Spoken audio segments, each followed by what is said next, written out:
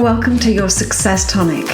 If you're ready to explore what it would mean to step into your boldest, most exciting vision of success, then you're in the right place. Welcome to your Success Tonic. I am delighted to welcome Heather onto the podcast today to talk to you about her work. She has been featured on podcasts and stages worldwide and is a #1 best-selling author of 4 cookbooks, and she's also a keynote speaker. She's a healthy lifestyle strategist, and for over 12 years, she's been inspiring women through the world of fitness and nutrition. She offers simple, easy to execute methods for creating and sustaining a healthy lifestyle without sacrificing career success or relationships. So welcome, Heather. So happy. Thank you so much. I'm excited to be here. So I invited you today because we are both passionate about helping executive and professional women reconnect to their power. And you do that by helping them understand their bodies and helping them implement lifestyle changes. Yes. So let's start. I'd love to ask you first, what inspired you to pursue a career in this? Well, I've always been an athlete, always been very active. And I started teaching group fitness right after I had my daughter. She's 12 now and loved doing that. Dove headfirst into that. I was teaching at one point, like 12 classes a week at 4, 5 or 6 different gyms. And as happens in that world, gyms were starting to close one by one. That's kind of a short life cycle for their lifespan for gyms. And I had all these women who I had been, coaching every week or multiple times a week, asking me for help. And so it just kind of happened. I got certified as a personal trainer, and then I got a nutrition certification and a behavior change certification, and started helping them. And that was in 2017. And in 2019, I went virtual, which turned out to be a really good idea. Yeah, perfect timing. And then, I've been doing it ever since. But I evolved into the healthy lifestyle strategy in the last year and a half or so, because you can, even now with Chat GPT, you can have computers write a workout for you or write a meal plan. But it was not that was not the problem that the women I was helping needed to solve. They were not able to squeeze it in. They were trying to figure out, I know what to do. I know I should exercise. I know I should eat better, but how am I supposed to fit it in with all the things I'm doing? And I totally related to that, because that's the kind of person I am. I'm always juggling a million balls. Yeah. So that's where the strategy came in, and it's been amazing ever since. Oh, wow. That sounds so interesting, because I relate to all of that 100%. Yes, I get the idea. You know what to do, but actually fitting it in and actually doing it is a whole other challenge. Yes. So what would be the biggest leap that your clients have to take with you? It is trusting that if they release control of some things in their world and allow others to help them, that they will be successful and everything will be just fine. Allowing people to help you, allowing people, delegating things to people, and understanding, will they do it exactly the same as you? Absolutely not. Will they do it as well as you? Probably not, but it will be getting done. And you'll be able to focus on yourself. Most of the women I work with understand that taking care of themselves is important. They understand that if they don't take care of themselves, they can't be everything to everyone else. But then day-to-day life hits, and their decision-making is, I've got to put out this fire. I've got to help this person. I have to do this, do that. And it's not that they're consciously choosing not to put themselves first. It just happens. Oh, yeah. I think everyone listening can relate to this. Yeah. So yeah, I think, I've heard you talk a lot about self-care without sacrifice. Yes. So I'd love for you to tell us, what do you mean by that? Yeah. Well, exactly that you can take care of yourself without sacrificing what is important to you. I mean, when you're successful in your career, you've worked really hard to get there. You've worked really hard to build a business, or you've worked really hard to get to where you are in a career. Yeah. You don't want to take your foot off the gas, right? And we as women tend to have to work twice as hard to get half as far. Yeah. And if we're perceived as taking our foot off the gas, if we're perceived as taking a personal day, then it's been conditioned into us that you're going to get passed up on that promotion. Someone's going to take their business elsewhere, and it's just, you don't have to do that. You don't have to take your foot off the gas. You just have to shift to a different gear. Sometimes you're, low and slow. I'm in Utah, where we have gotten an abundance of snow lately. And sometimes we have to put it in 4 low, and we have to creep along to get through. Yeah. Other times we can go straight to 5th gear and pedal to the metal and cruise along really fast. And it's not that you can't do all the things. You just can't do them all exactly at the same time. Yeah. And you may not need to do all the things. Yes. The example I always give is emptying the dishwasher or refilling the dishwasher, right? I am a master dishwasher loader. I can squeeze, and I learned it from my grandma. I can squeeze 1 extra plate in all the time, right? But if I have my kids do it, for example, they probably will fill it halfway and run it. And if I have them do it and then I come and redo it, I am communicating to them that they're not good enough, that they didn't do it to my liking, and that I don't trust their decision making. Also, I'm creating the same amount of work for myself or more. And does it matter that it was filled halfway and run? Not really. Right. It's that extra 10 minutes that it took me to reorganize it, when I could have just been doing spending that 10 minutes reading a book, doing a meditation, taking a walk, taking a deep breath, any of those things, so yeah, sometimes you have to release a little bit of control. Oh yeah. I mean, there are such strong parallels between, what you're talking about and what I talk about with my clients in terms of learning to delegate, learning to release control. There's that point in your business where if you keep taking it all on you, you are not just going to burn out, but you are going to end up doing things at a lesser level of excellence than you're used to, because you literally cannot do it all. And so releasing some of that control and allowing other people to support you, and maybe, as you say, grow into that role as they need to, just actually allows you to have more bandwidth for the things that truly matter to you. Like in your example of taking the time for self-care in the business, taking the time to maybe drive other aspects of the business that you're neglecting because you're the one doing, the scheduling of all your calls, as an example, right? Exactly. Yeah, exactly. Yeah. Or, there are so many things that you can automate now. Yeah. Even healthy lifestyle. You can automate so much of your healthy lifestyle. And that's a big part of what I help my clients figure out is which parts can you delegate and which parts can you automate? I mean, the Instapot, the crock pot, automatic ovens that have been in ovens forever and no one even knows they're there. Half the people I talk to are like, I don't have an automatic oven. I promise you do. You can set it to go and it will go on its own. But those kind of things take maybe 10 minutes to throw together. And then you set it and forget it, and dinner is done. And you have a healthy, home-cooked meal that you didn't really spend much time doing. Maybe you chopped up some onions and carrots and threw it all in, right. But compared to slaving over a stove to make this gourmet meal that people think that they need to do, it's just not necessary.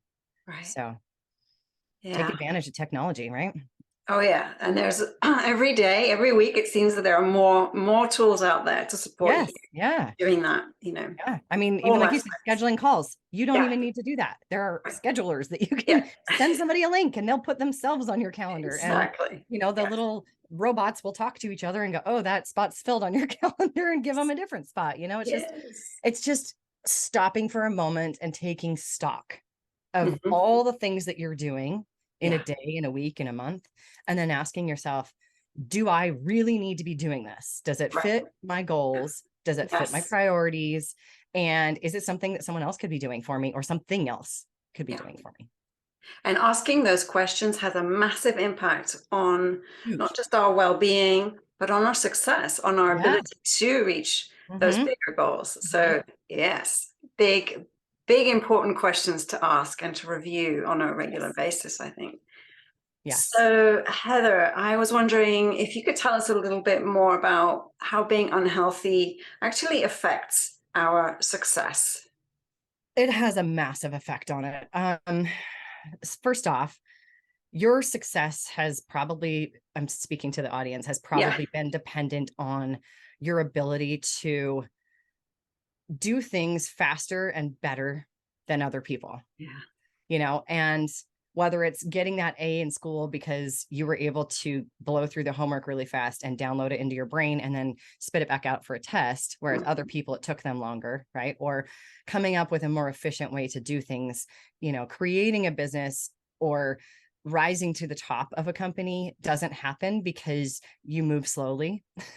It doesn't happen because you need people to explain things to you more than once. Mm-hmm. Mm-hmm. You know, if you if you take that approach to your life and you step back and go, okay, well, I do everything 100%, 100 miles an hour.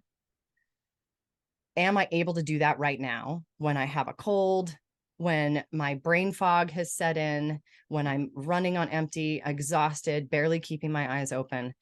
Are you able to go 100%, 100 miles an hour? Right. Probably not. Probably Mm-mm. not. And furthermore, once you start to understand that, I'm actually doing a workshop tomorrow Ooh. about stress management and why it matters, and not just why it matters, but how to do it.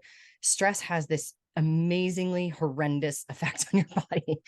It causes you to store fat. It causes you to burn muscle. It wreaks havoc on your sex hormones and your metabolism hormones.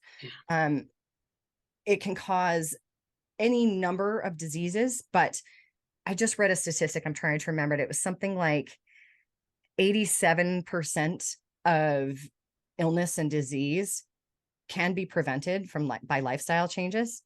And most of them are caused by stress. And when I talk about stress, I'm not just talking about your emotional stress of, your business partner is fighting with you or your husband or your wife is fighting with you. It's the stress of inflammation, eating foods that your body doesn't like, being exposed to all kinds of chemicals and all the stuff that's in processed foods, not getting enough sleep, being dehydrated. And actually, here's one that might surprise you: being too comfortable, Mm-hmm. bad for your body. The fad, I guess you'll call it, of the ice bath thing, which Yes. that's not new, by the way. It's been around for thousands of Yeah. years. But ice baths and saunas create discomfort. They create temporary stress on your body, which is good. It Yeah. builds resilience. But if you have stress on top of stress on top of stress, by that I mean you're doing your hot saunas and your ice baths because someone told you to do it, and then you're fasting a gazillion hours because someone else told you to Oh do it. yeah. Yeah. And I then know you're about that. working a million hours, and so you're sleeping maybe 4 hours a night because you think you're Wonder Woman, but you're not. And then you're not eating the food your body likes. You're eating whatever is nearby, and then you can shove down your throat. That's like massively stressing out your body to the point where it can no longer function. Yeah. So it starts shutting things down. The first thing that stops is your ability to make a baby. And I know most of us, we're not on that mission right now, but your body was designed primarily for that. And everything is kind of predicated on your ability to have kids or make a baby. So if your body perceives that it's not safe to bring a baby into it, it will shut it all down. By that, I mean, it shuts down your progesterone, your estrogen, and your testosterone. Right. Bad news. Then if it perceives continued stress, it goes, well, what's important? Executive function is not important right now. We just need to survive. So it shuts down your prefrontal cortex. So you can't make decisions. That's why you feel like your brain is literally not working. Yeah. That's that brain fog. It's because your body's under too much stress. And then you'll notice you start to store more belly fat. You start to lose muscle. When you lose muscle, guess what goes next? Your bone density. So that's where our osteoporosis and all that fun stuff comes in. It also says, well, we're fighting so many things. We're sending our little army to this war and that war and this war inside our bodies. Then a virus comes in and there's no soldiers to protect you from that virus. So now you get sick with whatever you're exposed to, and it just spirals from there. Yeah. So, yeah, massive impact for sure. Massive impact. Yeah. And as someone who has recovered from burnout, I can kind of attest to that kind of downward spiral that you go down, and just how awful it is to feel yourself going down there and not really know what to do, right, to get yourself out of it. It's pretty terrible. Yeah. So I would love for you to address that and tell us, when we are pursuing a big goal, like, everyone listening to this is pretty driven, has a big vision that they want to realize in the world. So when we're doing that, it is really easy to sideline our self-care because we're just like so focused on making this happen. Making it happen. Yep. So what would you say is your secret for keeping self-care at the top of the list? Planning, plain and simple planning. I did a workshop a while back where I promised people if they spent an hour with me, I'd find them 5 extra hours in their week.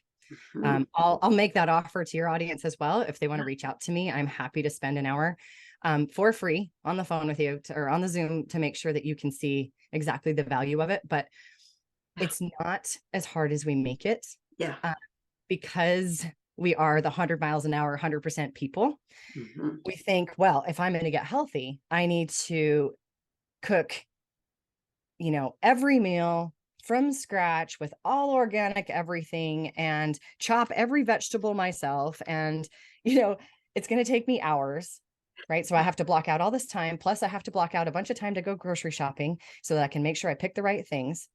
Or we think, I'm going to exercise. That means I have to be in the gym every single day for 1 to 2 hours. And I'm going to do all these things. And the problem with that is then you go, well, I can't do that and be successful. It's not going to fit. I'm not going to fail. So I just won't do it because I know if I'm going to go do it, I want to do it right. And I want to do it 100%. And if I can't do it 100%, I'm doing it 0%. Yeah. When in fact, you don't need that much time. There are so many ways to make eating healthfully so simple, to make exercising efficient. You need 30 minutes max a day.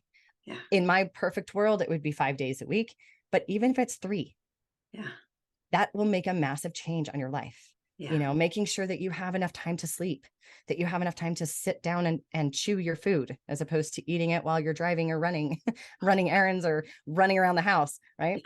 Yeah. So it's planning. And that's really, like I said, where the strategy comes in. Yeah. And that's why working with you is so helpful. Yeah. So I'm wondering if you have like a guilty pleasure food that's actually secretly good for you. Did you have anything like that? I do. Those of us. Dark chocolate. Chocolate, yes. Love it. Yes, I am actually a brand ambassador for JoJo's chocolate, and I reached out to them because I found it at Costco, and it has added protein and very little sugar and tons of cacao, which is what's so good for you. And so I reached out to them and I was like, I love your product. Can I please be an ambassador for you? And so I actually have a link on my website for it to get some, because they come in little, I love it too, because they're portioned perfectly. They come in little bite-sized pieces.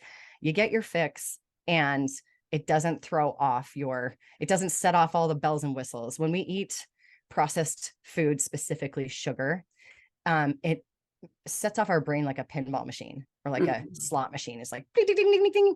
And as soon as that happens, our brain goes, oh, we like this, we want more. So it kind of can open up the door for cravings, even just with one bite. It's amazing, especially if you have really a high dopamine response to it. Some people have a higher dopamine response than others. So if you get a higher high, so to speak, from sugar, one bite can trigger those cravings and really send you down a downward spiral.